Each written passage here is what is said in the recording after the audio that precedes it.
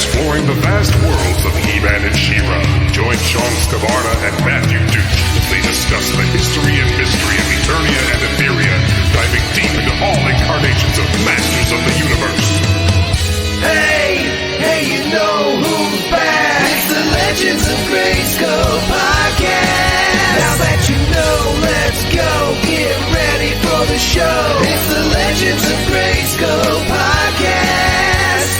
Sit back and enjoy the ride. Right now.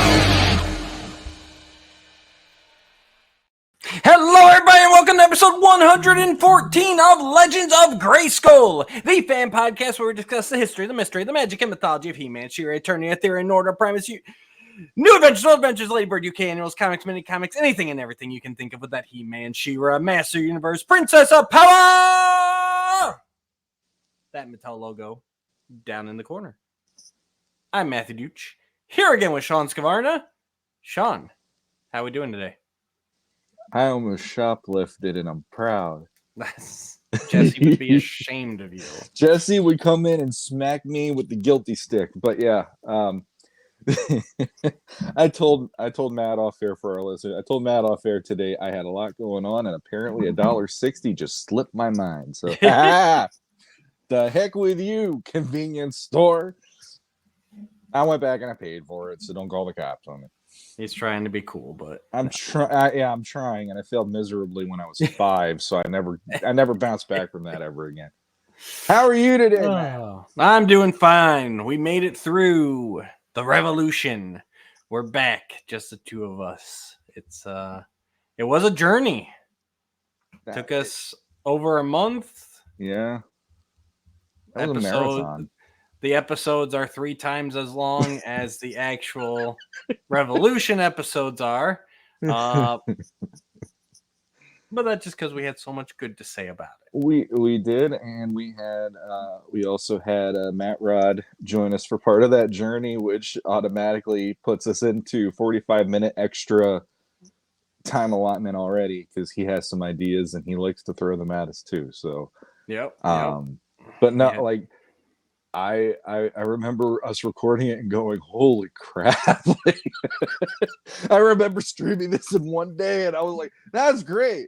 And then to do the other videos, it's like, wow. But yeah, we did have a lot of opinions and a lot of thoughts. So hopefully our listeners enjoyed them. Absolutely. And yeah, it was a good time. Like you said, we had Matt Rod join us for a bit there. Curtis was along for the ride the whole way. And then, of course, Jesse popped in when he could. So obviously, we were long-winded ourselves, adding 2 to 3 more people in there. But I felt it was necessary. I felt we got a lot of good viewpoints. You know, you and me obviously were amazing. Curtis is generally the grumpy old dragon who's wrong about everything except when he agrees with me, which was more often than not. And I like Jesse's got that different viewpoint because he's, obviously he knew Masters and grew up with it, but then he pretty much left it. It's just it's like Transformers is to me. Like I'll go, I know I've seen some episodes. The movie was amazing, the cartoon one. And, every once in a while, I'll go see some of the Michael Bay stuff that pops up. I haven't seen it all, but it's just kind of one of those fringe things. So it's nice getting that kind of refreshing, like, this is how I saw it without any of the baggage that you guys have. Yeah. He hasn't been out there on podcasts for years. Right. Hearing the news of, it's a new live action movie, and then getting it pulled out from under him every couple of months, so... Exactly. Yeah, but it is in his wheelhouse though, because ever since I've known him, other than Transformers and Ninja Turtles being a constant, sword and sorcery and fantasy has always been there. So it's like, he definitely has some ideas about it. Right. And then of course Matt Rodriguez is just he has a different, like creator. You said, the POV is different. Yep. Yes. You can't keep that man's creativity down. Nope. So it's impossible. It's a good time. Make sure you guys check those out if you haven't yet. They are all available on YouTube and audio platforms. So And today, I guess we're just going to do a little bit of housekeeping here. We got some emails, we got some comments. Why don't we go ahead and start there? So we're going to go ahead and start with our trustworthy pen pal, Tony Moore, aka Simba's Guard. Simba's Guard. If you would like to become our pen pal, please email us at logpod85@gmail.com, like Tony does. It's good to hear from him. It's been a minute. So, dear Matt and Shawn, I have a lot to say about the Revolution series, and I don't know where to start or how to organize what I have to say. One downside to binge watching is that I don't remember exactly what episode something happened in. Therefore, I guess I have to just make random points. My apologies for being all over the place.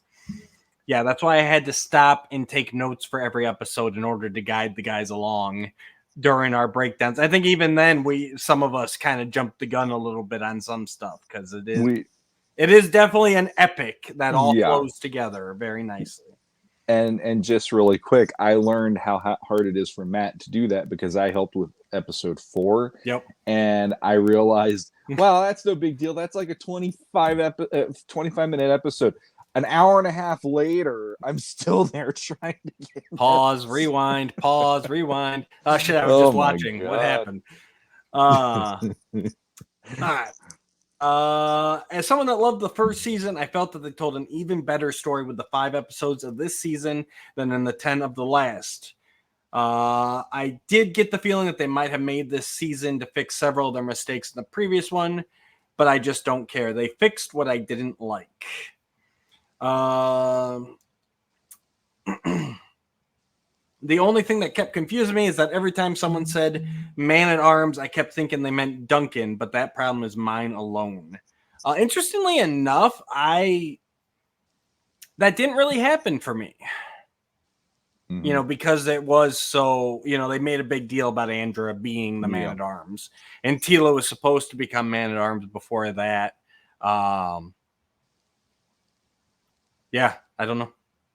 I can see where he's coming from, and but that didn't affect me at all.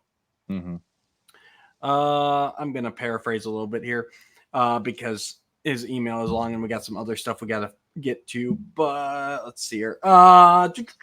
I've always liked the Keldor origin, so them swapping out Skeletor's backstory does not bother me. It also makes that Revelation prequel comic series easy to understand now because a lot of it was a lie and does not matter. So I guess I really did waste my money on that series of comics. Is that supposed to make me feel better? No. It didn't make us feel better either, Tony.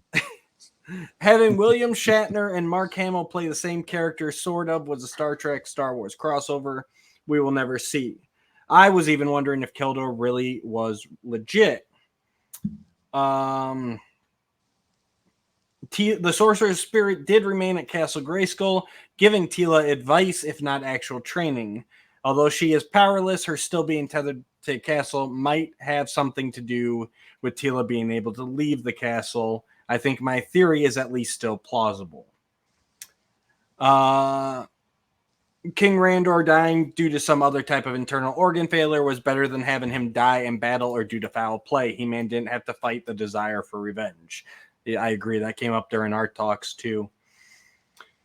I love that Battlecat got significant screen time. Keith David was, as expected, flawless as Hordak. I liked how his snorts were downplayed as a natural side effect of his laughter. Same.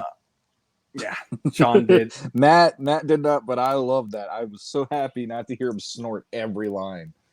No, I agree. I just, like I've said before, I think the snorting is essential in his character, and I like how it was more natural in this one rather than being. It wasn't a punctuation. It was more like my dog just snorts from time to time. Yes, it's Hordak's biology, Yeah. So and I'm okay with that. Yeah. Right. But I also think if you don't have that, then you've got just, rest in peace, but Kevin Conroy voicing Merman. Yeah. Where they didn't do the brrr at all. So then it's like, okay, it's just Batman doing Merman. Yep. You know, so it's one of those things where it's like you need to have that little effect. It doesn't have to be the whole character, but it helps to separate him from other guys. So, I enjoyed seeing Gwildor. I liked the implication that some type of version of the 87 movie happened in this continuity, and his banter with Orko was great. Mm-hmm. Having a flashback to right before the first episode of Revelation was a great idea to show that Adam and Tila were falling for each other even before everything hit the fan. I like the tongue-in-cheek acknowledgement that having anyone able to call down the power of Grayskull was a mistake, as there was panic when they thought Orko and later Gwildor was going to say the incantation. Yep. The ending battle was epic. Adam and Tila's double transformation was awesome. My eyes teared up when Granomir died. The conversation Lynn and he had was so very touching. He got teary again at King Randor showing up. Mm-hmm. Major high point, He-Man and Tila finally kiss on screen. Now, questionable points. Keldor saying meow. Could have been a big problem if William Shatner had not played it in the way he did. Yes. He-Man abolishing the monarchy before a democratic government is in place. Who's in charge in the interim? I'm just going to throw it out. I think Queen Marlene is going to help guide all this. I don't think we really got into the... I know we got into the weeds on this a bit. But yeah, I think it's kind of... Looking back on it now, I think it's even more like... Especially because they're going democracy. She's from Earth. Like, I think she's going to be a big hand in this, even if she's not going to be running things herself. Mm-hmm. I love that Battlecat talked and what he had to say. But I think Stephen Root, while being perfect as Cringer's voice, was the wrong choice for Battlecat. Cringer's voice with confidence rather than the whimper just did not work for Battlecat. Best line in the series goes to Cringer. You mean all this time you could have hugged me into turning into Battlecat? I hope we get the third season that was teased. Lynn as a cosmic enforcer, does that make her either Lynn or neither Lynn? I like that. Those are good. So I can't remember what we came up with, but I know we came up with something at the time. Yeah, I don't remember either. I don't mind calling her Neutral Lynn. Even. Maybe it was I like Neutral Lynn. Neither Lynn sounds hysterical to me for some reason. Neutralin, that sounds like the additive that Valvoline puts in their oil to keep your engine clean. Neutralin. It'll keep your car running. Keep your car running. If for legal reasons Despara can't be Adora, who could she be? Anyone, but Adora just wouldn't have needed impact for the character's identity. As always, thank you for your time, Tony, Simba's Guard. And I'm sure we will get into your last point in a little bit there about Despara. Other than that, I think we agree on most points.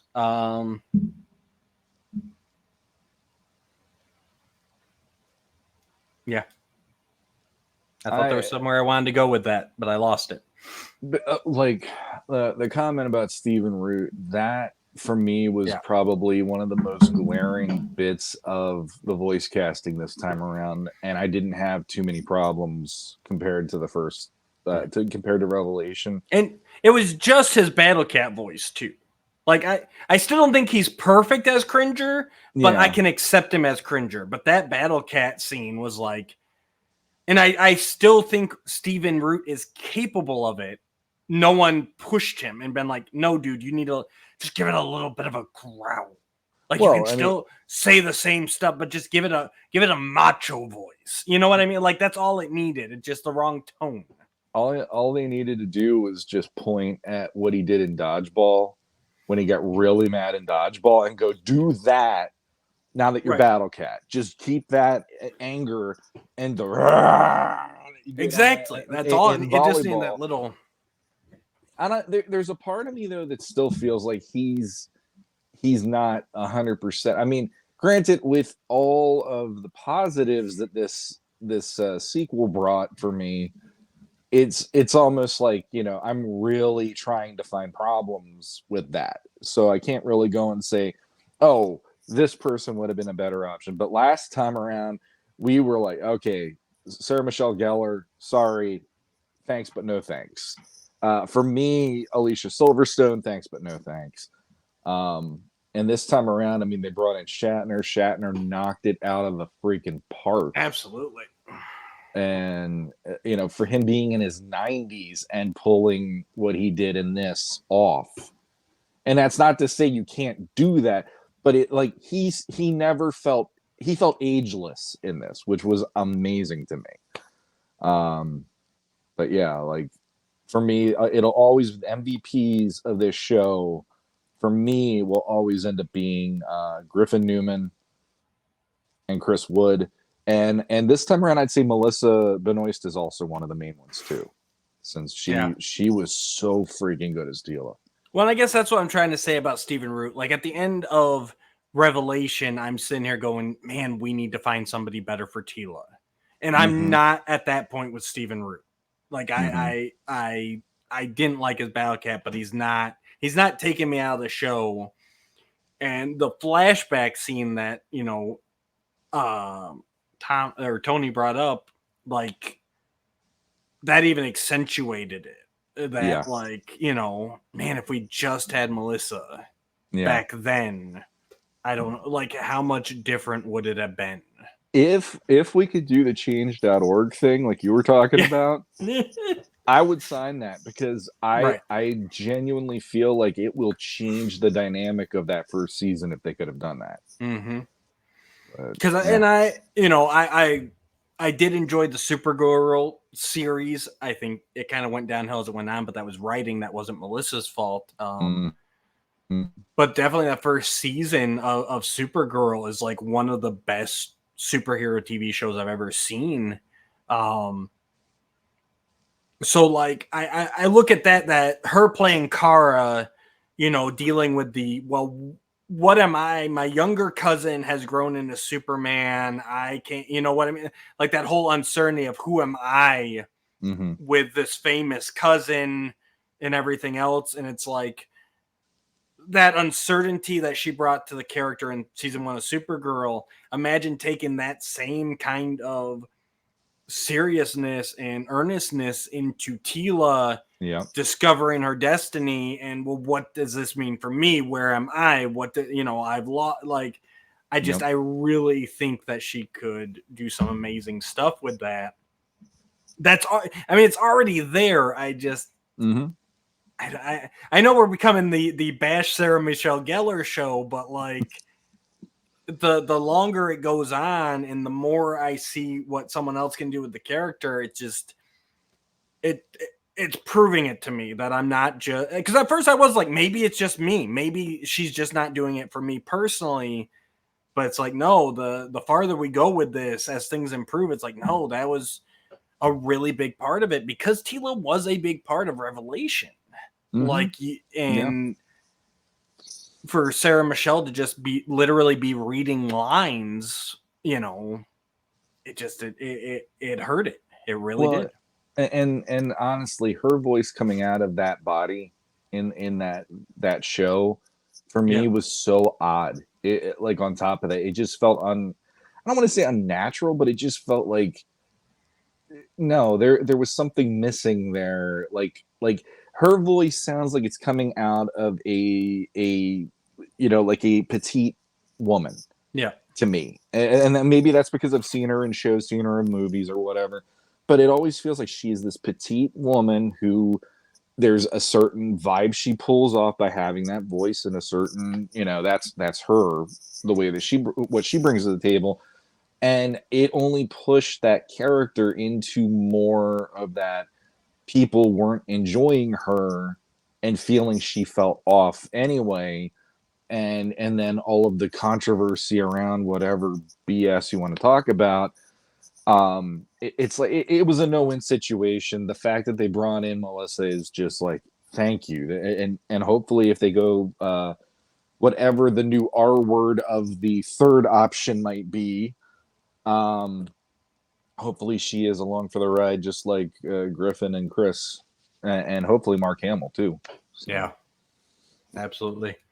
All right, let's go to YouTube. We had some amazing views on this series so far, our reviews of it. I do want to throw shout outs to Matt Rodriguez, commented on there. Gamer Bud said, yes, I don't know what's more hype, your intro theme or the transformation theme for He-Man in this series. Now, number one, you can thank the magical Jeremy DeWitt for our intro theme, and it is amazing. But I gotta say, obviously the Bear McCreary soundtrack has been a big part of both series now. I've gotta say, it's up there. It's getting up there to where probably right now it's right under Filmation as far as He-Man themes go for me. And if you just say like He-Man transformation right now to me, after having watched this 47 times for the reviews, I might just instinctively go with Bear over the Filmation at this point. I mean, for me, I know when I first heard it, and here's the problem, and it's always going to be the elephant in the room, I guess. It's always going to be nostalgia versus what someone brings to it past a point in your childhood, you know.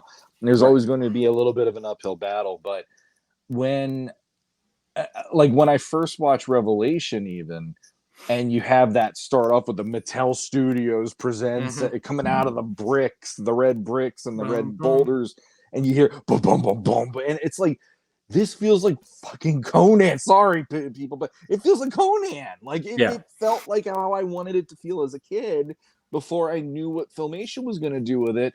So in that way, I felt like there were definitely glimpses into the alternate reality version that I got as a kid in World XYZ somewhere, and what we had as kids.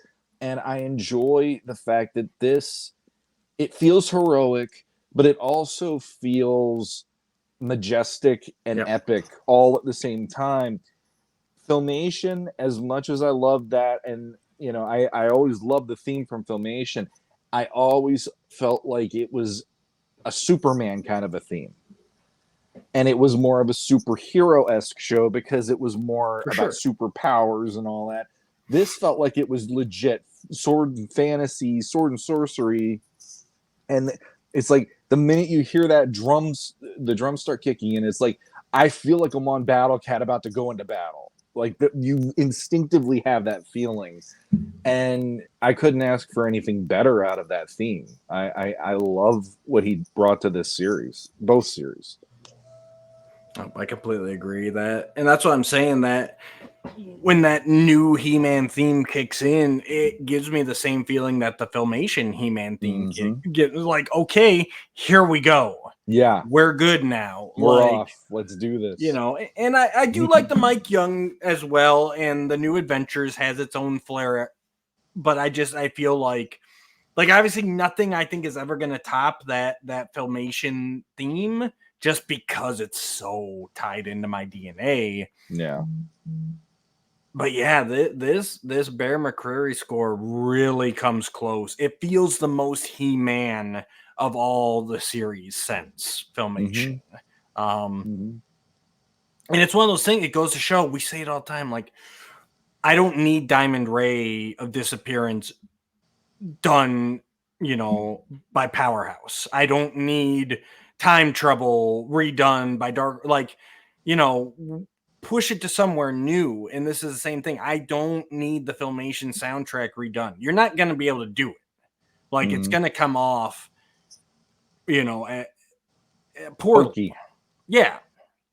I mean, no offense to them, but like Super 7 did that Curse of the Three Terrors animation trying to look like Filmation, and it's like, it just looks like a bad QuickTime video. Like you're not gonna get there to rabbit hole, because we never rabbit hole on this show, but I'm going to now. X-Men 97's coming out. And I loved the original Fox series. This is an instance, though, where I feel trying to capture the look of the original is going to be the big miss in this for me, because I'm watching that trailer and it looks like a pale imitation of it, because animation has come so far since the 90s. Like, it's not even the same process. So no matter how much you try to mimic that animation, it's not going to look like that. You know, it's going to look like, you know, and even like the Marvel What If series, like I think it's better than what I've seen from 97 so far, but I'm not a huge fan of that animation style anyways.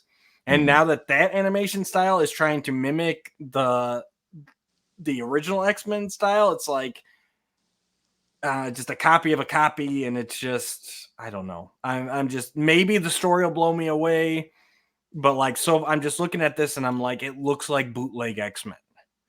Whereas, in my opinion, if they'd wanted to continue this story, you know, which I think could be done well, like, everyone loves this X-Men series, let's pick up where it left off, literally. Okay, great. You can still make it your own thing. Make it its own style, get some, you know, some new voice actors, and do it, but do it your own thing. And I think, at least for me, I would be more receptive to that. So it's the same thing with the music here. It's like, I'm glad that they pushed it into something new. Same with the animation. And the animation for Revolution is so much better than even Revelation. Like, these animators are really getting it. Like, they hone their craft through the first 10 episodes of Revelation, and now they're like, okay, we get it. We get how these guys are supposed to move. We get how they're supposed to interact. Like, everything is just a step up in this series. And it's pushing everything into new territory, which is what I want. Yeah, exactly. And I mean, you know, like another MVP for me in both series is Powerhouse, because they did, like, the style they brought to it.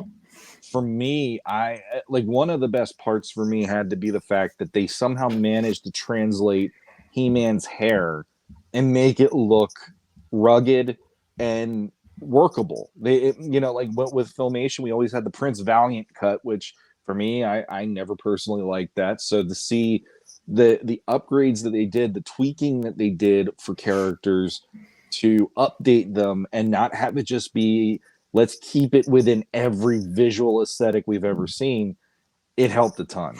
There's no way around that. So, but yeah, no, I agree. Like, this was a good case in point of how you push forward and you progress things. X-Men 97, just to touch on that really quick, it didn't wow me when I saw that trailer. And I'll end up watching it just out of more curiosity than excitement. And everything about it, like, the one thing I will say is, I've seen the artist who is in charge of the character design of that show, and she has a lot of good artwork out there. And when you see what they did for the show based on her designs, I feel like it's a disservice to her, because her style, they're trying to make it look like her style, but it doesn't work, because her style is one style and their animated styles are different. They're trying to put them together, and it just feels like it's an unfinished version of something she would have done beautifully. And on that level, I'm almost like, it just doesn't make me excited. Whereas Powerhouse, with their initial, here's the Eddie Nunez figure ideas. I was just sitting there poring over that artwork going, oh, sweet God, you know how to crack this code. Yeah. So, yeah, I mean, I get it completely. All right, now we're going to take a look at a new viewer to me. Maybe she's been around a while, but I believe this is her first time commenting, and she really went to town on these reviews. Lion Mom 7629, thank you. You have lots of great comments in here. I am going to kind of paraphrase, pick and choose, because there is, you know, you think Tony Moore writes a long email, There's substance to these. I read them as well. No, they're anybody who wants to, please go to our comments on YouTube and check these out because they are very well written. We just don't have time to read everything in full. So I am going to kind of jump around here. I'm going to try and pick at least some from every episode here, Lion Mom, and we do appreciate your support. Starting with episode 1, she brings up a good point about Randor's telling Adam he can't do two things at once. And so Randor's speech makes sense in the context of the story. I took it as he didn't want his son pulled in two different directions at once. And yes, he's contradictory, mostly because he's a character with more complexity than he appears to have. Similar to the sorceress, the older generation believed that their own sacrifices and their own secrets were necessary, and they were for them, but Adam is not Randor any more than Tila is her mother. That's kind of the point of this whole series. It's a coming-of-age tale. Mm-hmm. He-Man isn't King Grayskull either. He's Adam. He is a whole different person in a very different time.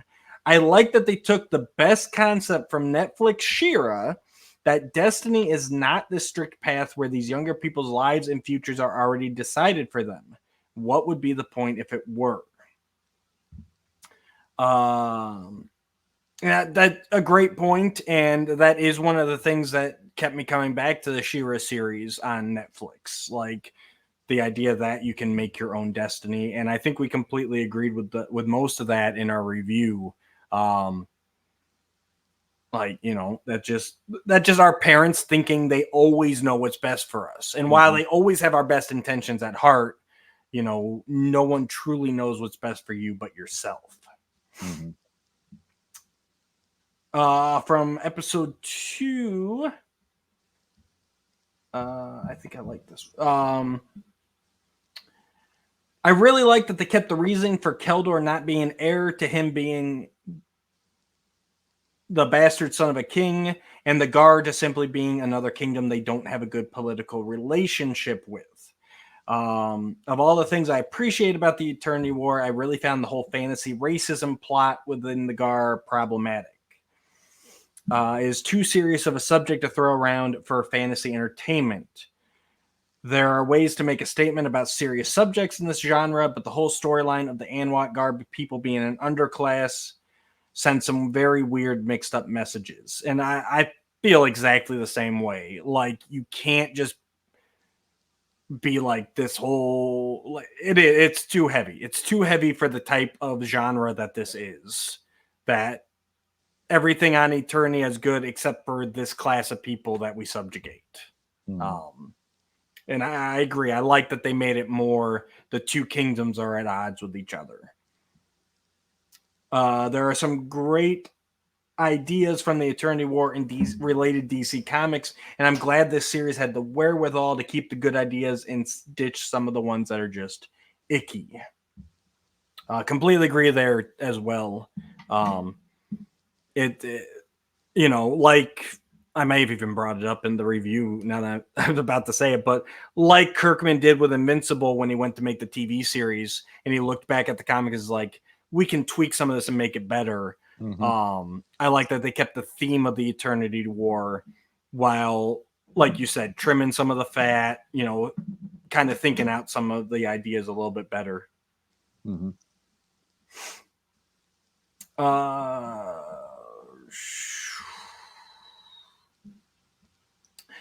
This one still from episode 2. As I see it, Andra is not a divisive character. Divisive people just use characters that have been race changed or already are persons of color and women who are in action roles to spread division. Demographics do not make characters divisive any more than they make actual people divisive or controversial. I am a woman. Am I then controversial because He-Man was originally marketed for boys? If I'm not, then neither is the character of Andra. In Star Comics, she was nothing more than a clone of Tila. and I like that the character was remade and appreciate her. I agree with you, and I know we brought up that she was a divisive character, so I did want to clarify. None of us hosts looked at her as a divisive character. It was definitely that is a reaction that is out there. And so if that wasn't clear, I do apologize. So I do want to bring that up. We were just stating that she became a divisive character in season 1. She was one that certain people wanted to use as like this is woke baloney argument. And that happened. You know, whether or not you agree that Andrea is a divisive character, there is that group of people that represented her as such so that they could push their agenda. And that is wrong. I agree. But yeah, we were just saying that she is one that was divisive. So she feels like Tila was extremely well written in this installment. Everything she does feels earned. She's doing this whole quest for love and compassion. But I also feel like people were much harsher about Tila in Revelations than was warranted. Her internal conflicts were not as well written in Revelations. It wasn't some plot to feminize He-Man or take the franchise away from men. Completely agree. Yeah. The thing with that, and the thing that made me exhausted about Revelation was the fact that a lot of that was coming out before we got to see a single episode. So there was all of this negativity and divisiveness poured onto something that we didn't even see a second of footage other than previews and trailers, and then it's like suddenly, oh, they're pushing an agenda, and it's like, right, we don't know that. And then when we watched it, we all of us were like, where was this agenda they kept talking about? I did not see the agenda. No. And you know, and that's it, again, going back to your point, that's why Andra is a quote unquote whatever the term was, the divisive character, and Tila technically too. But when you actually sit and watch and invest the time in it, you're going to know what we said. Yes, it won't be that way. Just let it play out. And I like it's fun. I don't like to bash anybody. Everyone's entitled to their opinion, but you can see those people online right now that are talking about how woke Revolution is, and oh, it's just Tila and Andra again, and it's like, tell me you didn't watch Revolution without telling me you didn't watch Revolution. Like, I got into fights with people on Reddit leading up to that, like right after watching Revolution, and there was a guy, they're trying to brainwash our children and and I'm like, okay, this isn't even for our children, number one. Number two, did you watch a second of this? Like, seriously, there's nothing about this that had anything to do with any kind of agenda that you're talking about. But that guy just kept sticking to his guns because apparently that's the only talking point he had to say that day. Absolutely. From episode 3, in this episode, I appreciate how both Tila and Adam were allowed to make mistakes, not get everything right all the time or right off the bat. I know it's not a popular opinion, but I don't think it's all that interesting to see a perfect protagonist that has all the answers, never messes up, and wins effortlessly. I guess I don't get what the point of that is story-wise. So I'd rather see a story where the characters are challenged, where they have something to overcome more than just a standard villain who makes cheesy dialogue and folds easily. So I liked how everything went wrong in this episode. That gave me a reason to want to watch the rest. The look on He-Man's face when he saw that crown was priceless. There's no real payoff unless there's first a setup, and everything in this series feels more earned because of this oh shit moments. Without those moments, any amount of spectacle or endless fight scenes would just come off as hollow to me. I completely agree. And that's the kind of stuff that, everyone talks about, like aging up or making He-Man more mature. And I think this is how you do it. You make him a little bit more flawed, a little like he's learning. We're all learning. I don't care how old Adam gets. Like, he's always going to be learning. We always are. And these kind of moments are how you make it more mature, where he can realize the mistakes and everything else. I don't want to see a He-Man where he's bedding 30 women and slicing everybody's heads off, and he's covered in intestines because he just gutted somebody. Like Maybe that. you don't. I don't. The views of Matthew Duch do not necessarily reflect the views of Shawn Scavarna nor the Legends of Grayskull podcast. But yeah, like that does not equal mature to me. This kind of stuff feels more mature to me, where we're dealing with life and death issues, we're dealing with real character growth and real character story arcs that matter, and that's what I want to see as well. Yeah, and on top of that, just to piggyback real quick, like you're dealing with a main character who is grieving. Yep. And he literally lost his father like a couple days previously to this moment happening. And I brought it up in our review special, but I'll say it here really quick. It's like the minute that you have something that remotely makes you feel normal again while you're going through a challenging time or a grieving time period or whatever, you tend to want to just throw your hat up in the air and run headlong into that, because it feels better to be doing something that feels normal again, even if you're still going through those issues of the acceptance of the grief and things like that. Yep. And I like that they let him do that in that episode. For instance, I like that Keldor basically gave go beat the crap out of everybody in Snake Mountain. Let's do this. And he was like, okay, it's like, what better way of going through the grief process than knocking a couple heads together over in Snake Mountain, where they're going to do something one way or the other. Little did he know they already started, though. So, yeah, it was great. Yeah. From episode 4, I love the energy Matt brought to this episode review. It was a good balance this time. With all the channels out there that never have one good thing to say and rage on and on about everyone behind the scenes and every take on the characters that they don't like, everything they hate, it's so enjoyable when I see people actually enjoying Masters of the Universe and not just nonstop complaining or only reluctantly admitting a few things about it that were undeniably awesome.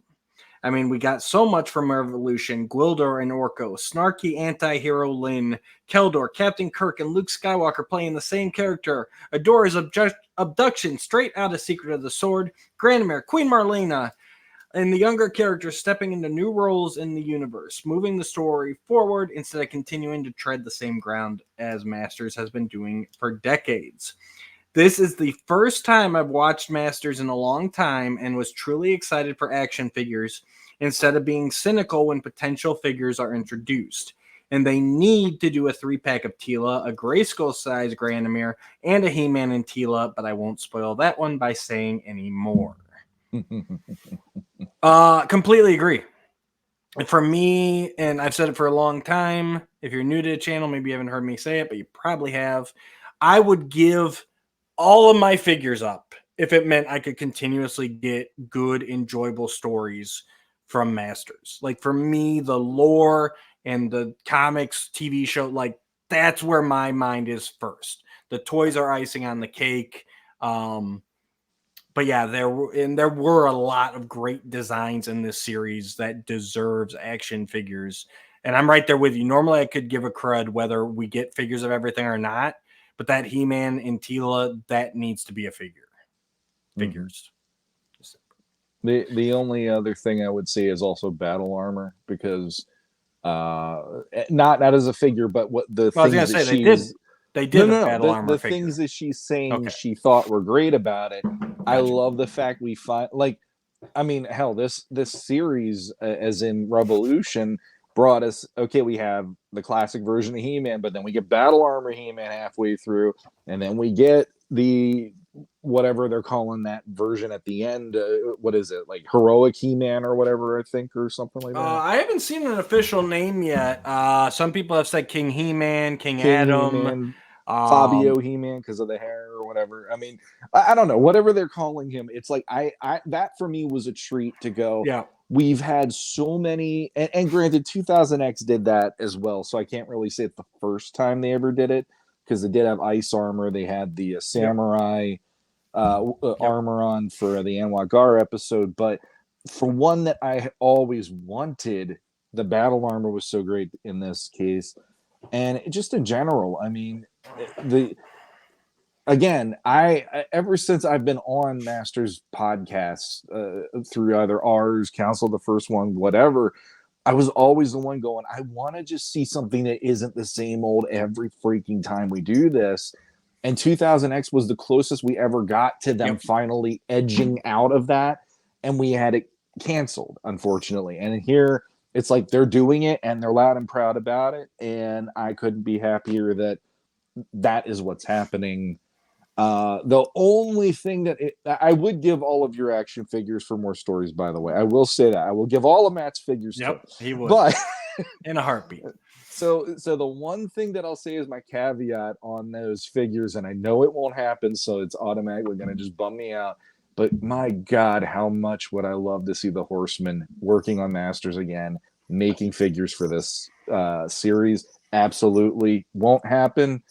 Therefore, it makes me slightly sad, but I do feel those designs are beyond deserving to be on toy shelves and on collector shelves. Absolutely. All right, and then from episode 5, I took that transformation scene as being their final forms too. Best redesign I've seen for He-Man for all the attempts throughout the years. Blending that with the Central Tower was ingenious. Hope they release them as a 2-pack, especially if they follow up with a translucent pair of figures. Wish Battle Cat got new duds too. Poor Cringer. I agree.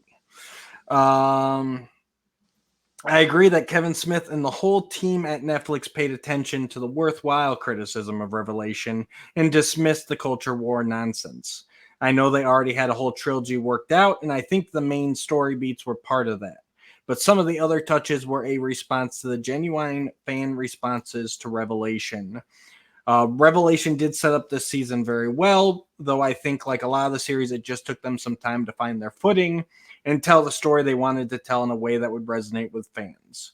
And both voice actor changes worked to the show's benefit. Mm-hmm. I think we agree on all points there.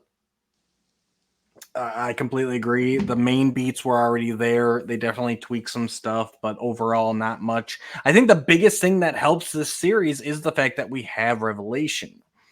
And I'll say it again. I think Revelation could have spent a little more time building up an Eternia, especially with it being a new iteration. You know, the continuity is similar, but it's not all quite there. So I think if there'd just been a little bit more lead up, or if they had even taken advantage of the prequel comics instead of giving us the bogus Skeletor story, which was a waste of money now, you know, that we could have gotten a better feel for this Eternia and it would have helped a little bit, you know. But it is what it is at this point. But I definitely agree. It was an excellent series. I love seeing everything move forward, and I'm excited for what's to come.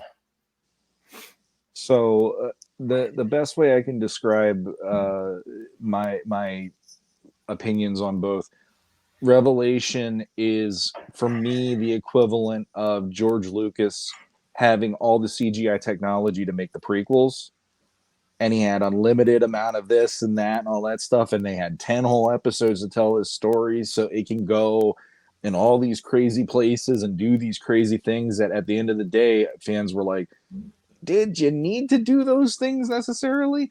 And when you come back and you watch Revolution and it is a tight, concise 5 episodes, it's like watching the first Star Wars or New Hope, whichever one you want to call it again, and going, he did not have yes men doing all this stuff. He had studio breathing down his neck. He had producers breathing down his neck, and the conciseness of what he needed to do, it showed, and they got it to work, and they got it to work in a very imaginative and like your mind could go into this whole new galaxy, similar to how Revelation felt to me.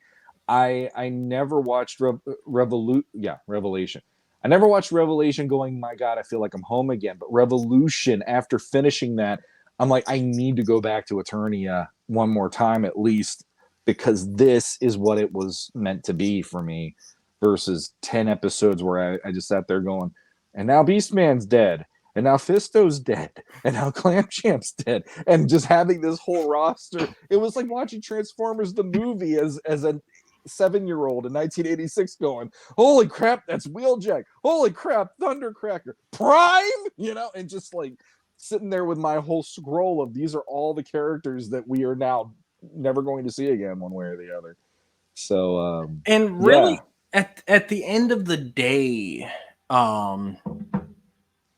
Revolution was really a story about saving Eternia. It wasn't another end of the universe thing. Revelation, Evelyn's going to get the power. She's going to destroy everything, the entire cosmos, and those stories are good. I think they're a little overdone now, not just in Masters, but kind of in everything. Like everything's like the end of the universe, right? Everything's gone. Everything in existence is in danger. yeah. Whereas this one was really about control of Eternia. It's who's going to take over, Skeletor or Hordak, or is He-Man going to get his stuff figured out and save the day? And I think that's part of it too, where it's like it doesn't have to be a big concept every time. This was still kind of bigger than your average Filmation episode, but still at the same time, it wasn't the everything's going to be destroyed if you don't do this. And I appreciated that. Yeah. There is still good storytelling to be done there. When you're just fighting for your city, your town, your castle, it's the friendly neighborhood Spider-Man.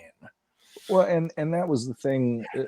That's why Revelation for me was more of a turnoff, because where do you go if that's where you start your story? When you go to that extent that, okay, literally they're burning heaven and the universe and this, and it's like, I get it's called Masters of the Universe, but it doesn't need to play on that level for your first time out. Like third time, that makes a little more sense. You've built it up enough that if the universe hangs in the balance, you're like, I'm with you, let's do this. But when you come out of the gate swinging that hard, there is a part where you're just like, well, why can't we just, like you always say it, now I'm the one doing it too. Why can't we just tell a simple adventure story and have it go from point A to point B, have a little bit of hijinks in the middle and some action in the middle, and just have it be a really tight, consistent, and well-told story? And that's basically what we got here. And I think fan reaction, I've barely seen any negatives. No. And I haven't been like searching it out or anything. But in the social media that I traverse in nowadays, other than that guy I was fighting with on Reddit the one day, I haven't really heard too many people being all that upset about this show anymore. Right. So that right off the bat says they did something right. They like you said, they took the criticism and they took it to heart and turned something out, or put something out that actually showed they listened to what we hoped, and they did it brilliantly as far as I'm concerned. Absolutely. So where do we go from here? Well, luckily, Dark Horse has us all set. And I remember this. Yeah. with Masters of the Universe Revolution #1, new comic from Dark Horse, written by Tim Sheridan, Rob David, and Ted Biaselli, penciling Daniel HDR, inker Keith Champagne, colorist Brad Simpson, letterer and world design, with a cover by Dave Wilkins, and this will be released on May 15th, 2024. 32 pages, run you $3.99. Journey to the earliest days of one of the universe's most consequential and fraught team-ups in this first issue of the official 4-part prequel to the Netflix streaming event. Hordak is an ambitious general eager to make his mark. Skeletor is an inspiring mage hungry for power. Joining forces, melting ancient Eternian magic with advanced horde technology could bring them all their evil heart's desire, but they'll have to survive each other first. Big picture. What you think, Shawn? I've always been a fan of the Dave Wilkins art on Masters. Actually, one of his Flying Fist He-Man is my screen desktop art on my computer. I think the cover looks gorgeous, but that's to be expected. But what got me is, and I'm not trying to blame him or whatever, but right before Revolution came out, friend of the show, Yuka, actually posted, I guess, the opposite. There, I guess there's multiple covers on this as well, and that cover was a lineup of different faces. Who is the Spara? And that's the issue. That's the issue number 4 cover. Well, how the hell did they even put that out? Yes. So that's not even on their website yet. They kind of leaked that to some people. So that was my complaint, is that you put that out before it drops, so now we know Despara shows up at some point. Yes. That was my one complaint. That if I would have been sitting there not knowing that, I would have been like, holy crap, they're going here. That's pretty impressive. Otherwise, I'll be honest, I'd have to also see what the art looks like. I am not familiar with the artist on that book, but I don't know. I'm always hesitant now that they're doing master stuff, because it's always a mini series, and it's always like we found out it's mostly got to be connected to something they're doing, and I guess that's the multimedia push of it. But I don't know. There's a part of me that's like, we got a lot of the good out of what they did in Revolution in those flashbacks, that I'm almost like, I'm good. I don't want to necessarily get too far into that. I'm just hoping that there's a third season, and I'd rather have a He-Man comic that just wants to tell stories in Eternia and not always be shackled to the cartoons the way they have been lately. I will give it a shot, because I'm sure we're going to have to review it. But as of right now, I'm kind of like, okay, like I've been that way with many of these at this point, though. So real quick on Daniel HDR, he is Brazilian. He was born in 1974, and he began his work in the comics industry at 14 years old, working as an illustrator for local publishers as Press Editoria, D'Arte Andas, and others. In 1995, he started publishing with Dark Horse, and he helped develop the official adaptation for the animated series Digimon. In 2005, he was with Avatar Press. He started work on the Lady Death books with the creator Brian Paluto. And his newer works include X-Men Forever, concept art to Marvel Ultimate Alliance 2, and recently has been working with DC Comics, a lot of their DC Universe Online, Stormwatch, Fury of Firestorm, Green Lantern Corps, Smallville Season 11, etc., etc. So yeah, I'm looking it up right now. I checked out some art. The art is like, he's not a bad artist. I'm not going to say he's bad, but his style isn't necessarily something that I'm looking at going Masters. Like when Eddie Nunez did the last one, I was like, Masters, that works. His stuff is a little more down to earth looking. Yep. From the images I've seen, his body types are more athletic than bulky. So there is that feeling looking at it where I'm like, I want to see some sample pages, but at the same time, it's not a style that's drawing me to that book the way that Nunez did. Here's what I'm most excited for, and I know I'm going to come across sounding as a jerk, but writers Tim Sheridan, Rob David, and Ted Biaselli. Mm-hmm. No, that's fine. Nope. Shawn. What? Tim Seeley is not involved. That's true. And that also makes me want to have that makes me feel like Eddie Nunez should do a change.org petition, because if we could start one, he should do it. No, but well, that is interesting to me that they've had Eddie on at least in some form the last few, and this one he's not. That is surprising to me as well. I really like his art style, but you know, and no offense to Tim Seeley, he has some great ideas. He has never been able to stick an ending on a Masters comic. It's just he hasn't. So I am grateful that it is literally the writers from the show Revolution that we all agreed was great. And so hopefully this will at least be planned out and they're not just winging it, and we're not just going to get some lame wrap up where a bunch of stuff happens in the last issue that contradicts previous issues.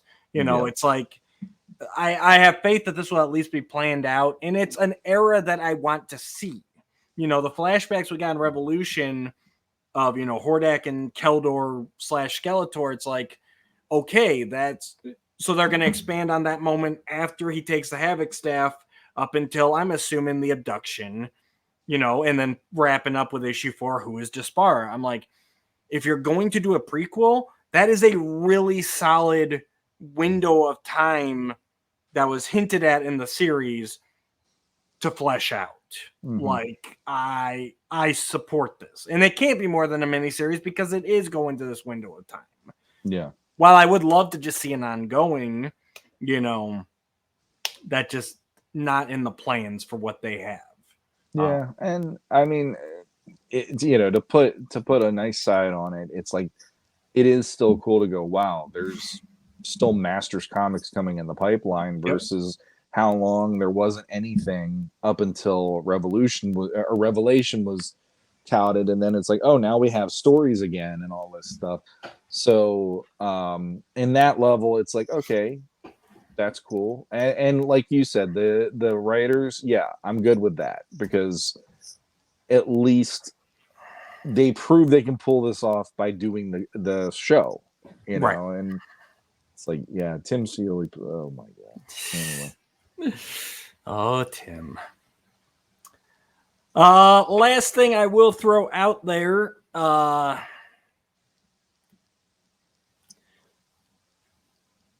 is the Mondo currently has up for pre-order the 15-inch Scareglow soft vinyl figure. This is the one where it's actually a skeleton encased in clear plastic, very much modeled after the vintage. 15 inches tall, cast outer body with a fully sculpted glow-in-the-dark skeleton inside, articulated at the head and arms. He comes with swappable glow-in-the-dark heads and pull axes, plus a posable fabric cape with a wired edge. Even the box glows in the dark. So you got the very vintage head. You got a little bit more detailed head.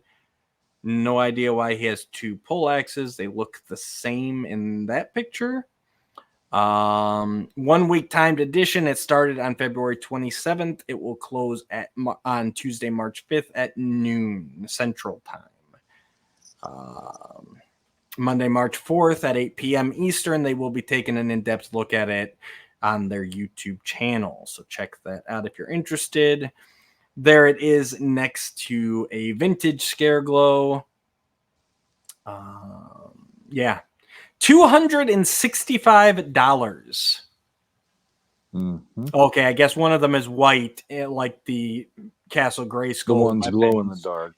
Well, it says they both glow in the dark. That's why they look the same in that one picture. But one's green and one's white when they're not glowing. Expected to ship July 2024. 3 per household limit, and payment plans are available. What you think, Shawnee? It's pretty cool, but I'm gonna be honest. I'm pretty much close to, like, I'm good with Mondo, not because they did anything wrong, but because I have so many things in the last year that I'm just like, I cannot allot more shelf space at the moment. But I mean, Mondo, for me, more than Mattel, is carrying the torch of Masters nowadays, because they're bringing something to the table. It's collector friendly, and it has that, like this to me is, I don't want to call it like a stunt, but it is that vibe of like, here's a Scareglow, but it's going to be like huge and it's going to be more like translucent so you can see the skeleton underneath versus it being just painted and all. And it's like, that to me is a fun idea, but it's not something that I'm collecting at the moment. Like the vintage is definitely not my happy spot compared to the normal Mondo figures or pieces like that. I guess my big thing is just the price, honestly, especially since this is a one-off vintage style. It's bigger than your regular Mondo because your regular Mondo runs typically 12 inches. So it is like a head above them. But at the same time, it's just, I don't know. It's a giant vintage figure with less articulation because it's just head and arms. The legs don't even move. So I don't know. I guess if you're a huge Scareglow fan, it'd be a great centerpiece to the collection. But I don't see it being a necessity. You know what I mean? It just for that price point, I just can't even come close to justifying it. Yeah. Well, I mean, honestly, and I'm not trying to badmouth them or whatever, but we've had that discussion before where it's like Mondo doesn't know a number under $200 for any of their pieces anymore, and including Orko. They could have done less with that and maybe had it be less costly. Yeah. Maybe that would have brought more people to the table, and instead they want to throw more things in to justify it keeping that price point, which I'm sure licensing is also involved in that. So they're like, well, we got to keep the money, for that reason on top of that. But there is that part of me that I still have, I want to say, Beastman, and I bought another He-Man late last year, and those afterpays are still going down. And as much as I do love that line, I just hit this wall with that of going, and that's me personally. That was me just going, I want to get some of these while they're out and they're not on eBay for almost double to triple what they're costing. But there is that part now where I'm like, I need to rein it in. I have Beastman coming. He's supposedly out for delivery right now, so he should be here in the next hour or two. I'm excited for him because he's a whole different, I mean, he's freaking like a head taller than He-Man. Yep. So things like that, yeah. But well, and that's my thing. It's like, so $235 for Beastman, Mondo style, super articulated, super detailed, or $265 for a giant vintage. Yeah, it's see like, that it doesn't even match. It's like does not compute to me on that level. Because I'm glad for anybody who wants this is grabbing it. I'm happy that you're happy. I just don't get it. And I mean a really valid point too is typically with these companies they do the tolling up and then you think, well, now this figure might be in the pipeline or that figure because they match with this. I am looking at that Scareglow. It's like, well, what are you going to do with that next? I mean, technically, you could use the tooling and just put it with non-transparent plastic, and then you could do whatever. Yeah, you can do anybody. Really? Yeah, it's like that's great, but for me at least, the vintage feel of stuff pretty much left when I got to 2000X, and that from then on, all I've wanted to see is what's the next version of this to make it even more upgraded and more fun and more my version of Masters versus I don't need everything to be vintage all the time. That's not, I enjoy vintage, but it's definitely not my wheelhouse anymore. It's interesting too, because they came out with the giant Masters back in the Matty Collector days, the vintage looking ones, He-Man, Skeletor, a few others. I know Stratos. Anywho, like, it's interesting that they went the 15-inch route because this guy stands even taller than those because those were 12 inches. So to me, it's also one of those things like, man, if you were going to do this, because a lot of people did love those vintage figures on the classic card back, it's, scaled up. Like, okay, release your Scareglow 12 inches. It's in line with those at least. And then you're tapping into that collector. I don't know how many of those collectors want a Scareglow that's then bigger than those. But if you'd made one that fits in with it, maybe, there is a market there. But I mean, the hardest part for me on any of this is anything Mondo related that isn't going to be along the same scale of maybe a 6 or 7 inch figure. Those things will kill your shelf space no matter what. They are literal shelf killers. right. So like a 15-inch figure, depending what you're using to display that in, holy crap. Like that's not even in my cards based on what I have set up in my display at this point. But yeah, I mean the one good thing I guess you could say is at least you don't have to worry about the rubber that holds the legs together being an That's issue 30 years later if you collect this right now. right. But other than that, yeah, it is really weird to just go, okay, his arms will do this. 265. Okay. What else does he do? 265. Yeah. Again, no offense to Mondo, and Yeah, if but this is your jam, yeah, more power to you.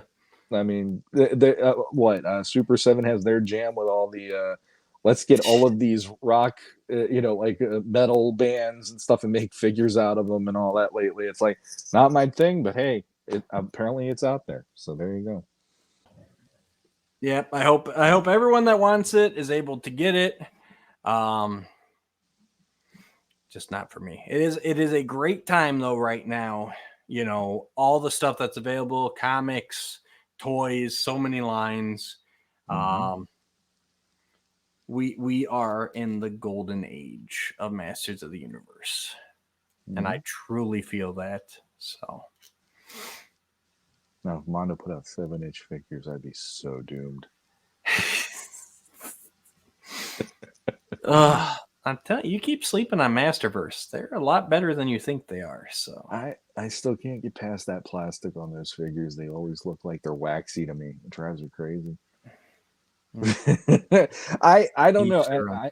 I am a snob in that way, and I'm gonna admit it proudly because like classics completely ruined me, and Mythic Legions helped to ruin some of that too. And I don't dig what Mattel is doing the way that I dig Mondo, or it's like the only other one that would come up that I would love to see their take on it would be NECA, because I enjoy what they put out as well. The Ninja Turtle stuff has been really cool. I mean, NECA would knock some of this out of the park just as much, in my opinion, but that would also scare the hell out of me on that level. Because then I'd be like, oh my God, everything's $30 a pop. And which, granted, it is what it is because that's how it is nowadays. But right. Starting from the beginning and trying to get it all over again, doing it that way. But, yeah. All right, Shawn, I think that's an episode. Absolutely it is. Tune in. I think you guys got plans tomorrow night, right? Friday night, yeah. I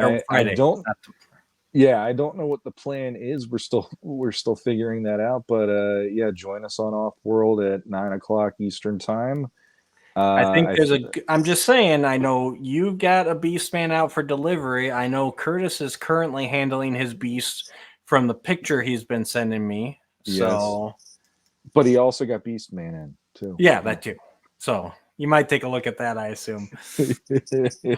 So I have a feeling we'll probably be talking some shop about that, touching base on that one. But I don't know I think we're still figuring out what we're doing because that's kind of how it works anyway. But there'll be a show at least at 9:00 on Friday. That's all that matters.